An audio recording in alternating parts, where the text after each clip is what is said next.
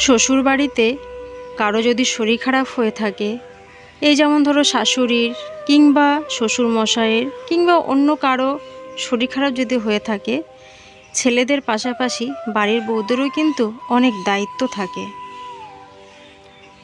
নমস্কার বন্ধুরা, শুভ সকাল। কেমন আছো? আশা করি সবাই সুস্থ আছো, ভালো আছো। ক্রিয়েশন অফ দুষ্টুমিতার নতুন একটা ব্লগে আমি মিতালি তোমাদের সবাইকে জানাই অনেক অনেক স্বাগত, অনেক অনেক ভালোবাসা।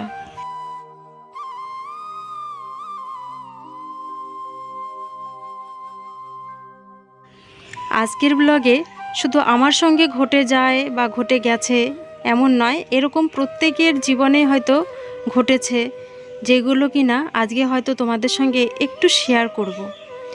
তো কী বলো তো, বিয়ের পর থেকে একবার নয় বারবার এরকম সমস্যার সম্মুখীন হয়েছি। তো কী বলো তো, মেয়েদের জীবনটাই বোধহয় এরকম, বিয়ের পর হয়তো বাপের বাড়ির দায়িত্ব কর্তব্য কোনো কিছু পালন করতে নেই, তাই না? তো দেখো, সকালবেলায় ব্লগটা শুরু করলাম। তো জামা কাপড় মেলতে এসে দেখি আমার এই কুমড়োর ডোকাগুলো বেশ লকলক করে উঠেছে, কিন্তু এখনও পর্যন্ত ফুলই ফুটছে না। তোমাদের আগের ব্লগে হয়তো বলেছিলাম, তো কবে যে ফুল ফুটবে সেই অপেক্ষায় আছি, কারণ এই ডোকাগুলো এত লকলক করে উঠেছে, কবে যে খাবো তার দিন গুনছি।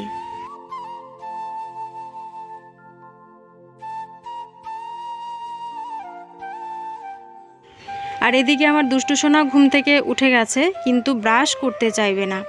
এত বদমাইশ হয়েছে কি আর বলবো তোমাদের, রীতিমতো ওকে দেখো গামছা দিয়ে চোখ পেঁচিয়ে নিয়ে এসছি যে চল বাবা দেখ তোকে কোথায় নিয়ে যাই। তো যেই চোখটা খুললাম ও দেখলো কলপাড়ে, আর সেই পালানোর চেষ্টা করছে, ও দাঁত ব্রাশ করবে না। আর কলপাড়ে এসে দেখি মোটা মোটা কয়েকটা কালো ডাসা পিঁপড়ে, যেগুলো কামড়ালে প্রচণ্ড পরিমাণে জ্বালা করে। তো পিঁপড়েগুলো আগে মেরে নিলাম, নাহলে দুষ্টুর পায়ে আর কি কখন কামড়িয়ে দেবে বা আমার পায়ে কামড়িয়ে দেবে তার বা ঠিক কী।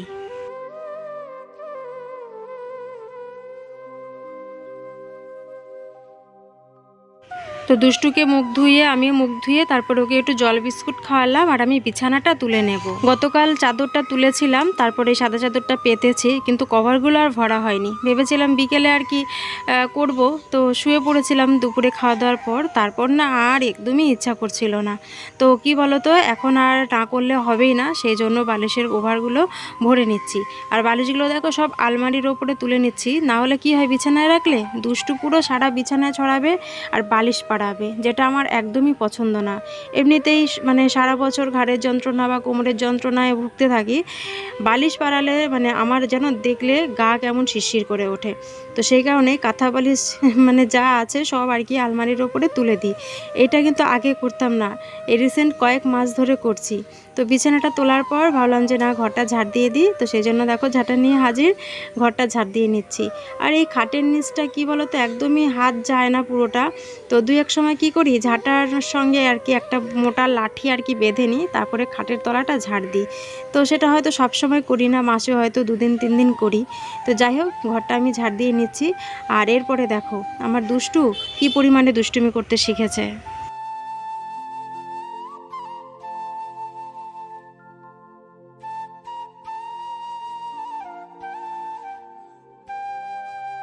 শুধু তোমরা ওর অবস্থাটা একটু দেখো, মানে সারাটা দিন ও এরকম করতে থাকে। আর ক্যামেরাটা যেহেতু অন রয়েছে, ও বুঝতে পারছে যে মা ভিডিও করছে, মানে সেইটা ভেবেই আরও বেশি বেশি করে করছে, যাতে আমি আরও মানে ওকে বেশি করে বকা দিই।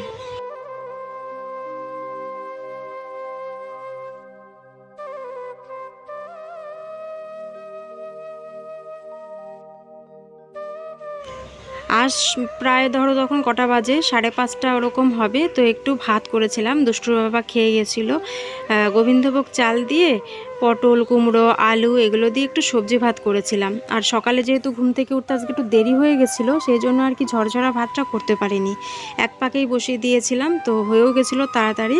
তা সেটাই আর কি একটু গরম করে নিয়ে এসে দুষ্টুকে খাওয়াবো। আজ স্কুলে আর কি বলো তো, খাবারটা আজকে আনা হয়নি, শুধু ডিম এনেছি। তো সেই কারণেই আজকে ওকে এই ফেনা ভাতটাই খাওয়াবো, আর আমিও একটু খেয়ে নেব।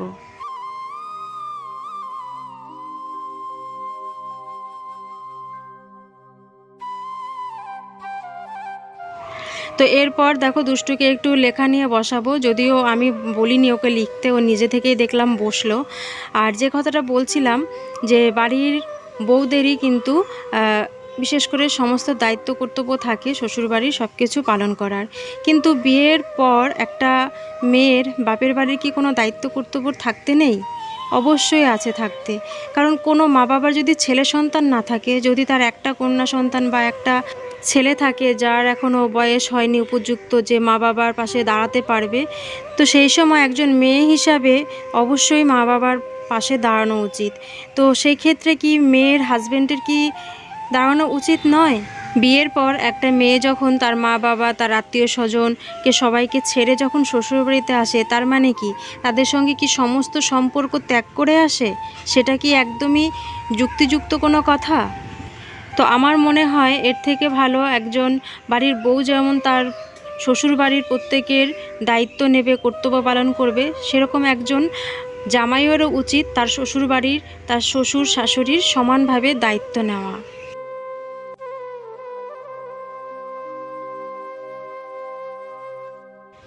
তোমরা যারা আমার অনেক দিনের পুরনো বন্ধু, যারা দিনের পর দিন আমার ডেইলি ব্লগ দেখছো, যে তোমরা সবাই হয়তো জানো যে আমার মেসো খুবই অসুস্থ।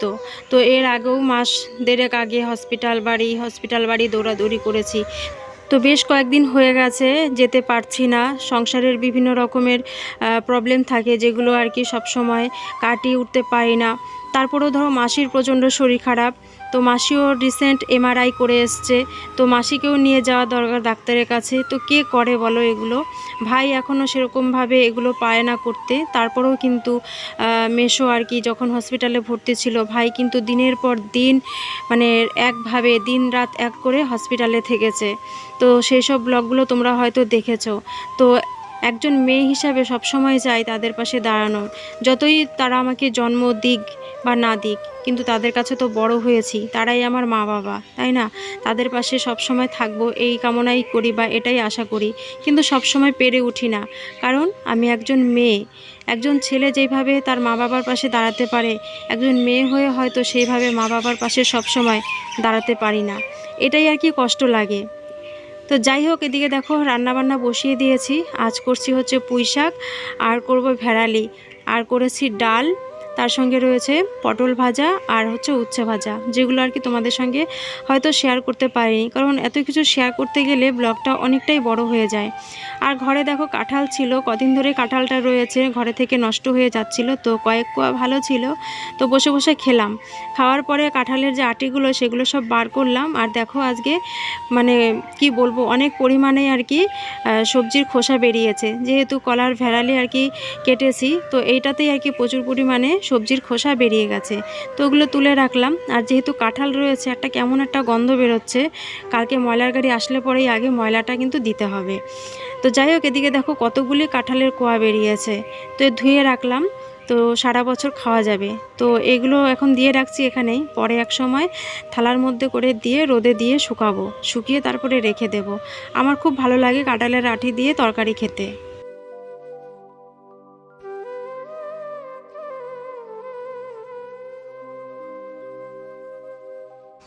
সব রান্না বান্নার পর তারপরে আমার দেখো ভাতটাও হয়ে গেল, ভাতটা উপর দিয়ে নিলাম। আর দুষ্টুও বাড়ি বাড়ি এসে বলছে, মা আমার খিদে পেয়েছে, আমাকে ভাত দাও, আমার খিদে পেয়েছে, আমাকে ভাত দাও। সকালে ফেনা ভাত একটু খাইয়েছিলাম, তো সেটা হয়তো কি বলো তো বেশি খেতে পারেনি, আর সেই কারণে হয়তো বারবার খিদে পেয়ে গেছে, তো বারবার সেই জন্যই খেতে চাইছে। রান্নার সমস্ত বাসন মেজে তারপরে গ্যাসটা পরিষ্কার করে নিচ্ছি, এরপর চলে যাব স্নানে। আর ঘরটাও এই ফাঁকে মুছে নিয়েছিলাম, যেটা তোমাদের সঙ্গে শেয়ার করা হয়নি। তো চলো স্নান টান সেরে আসি। আর আজকের ব্লগটা তোমাদের কেমন লাগলো সেটা কমেন্ট করে অবশ্যই জানিও। একজন মেয়ে হয়ে তার মা বাবার পাশে দাঁড়াবে, এটাই স্বাভাবিক। আর মেয়ে হয়ে এটাই অঙ্গীকার করব সবাই, যাতে সবসময় মা বাবার পাশে দাঁড়াতে পারি, তাদের ঢাল হয়ে। তো যাই হোক বন্ধুরা, স্নান সেরে এলাম, এখন ভেজা জামা কাপড়গুলো মেলে নেব। আমার আজকের ভিডিওটা যদি তোমাদের একটুও ভালো লেগে থাকে তাহলে অবশ্যই একটা লাইক করো, কমেন্ট করো, শেয়ার করো। আর নতুন হয়ে থাকলে অবশ্যই আমার চ্যানেলটিকে সাবস্ক্রাইব করে নিও। ডেলি ব্লগগুলো অবশ্যই তোমাদের ভালো লাগছে, কারণ তার প্রমাণ আমি পাচ্ছি। তো সেটা নিয়ে অবশ্যই তোমাদের সঙ্গে একটা ব্লগ আমি শেয়ার করব। আর তাহলে চলো আজকের মতন ব্লগটা তাহলে এ পর্যন্তই। আবারও তোমাদের সঙ্গে দেখা হচ্ছে অন্য কোনো নতুন ব্লগে। ততক্ষণের জন্য সবাই ভালো থেকো।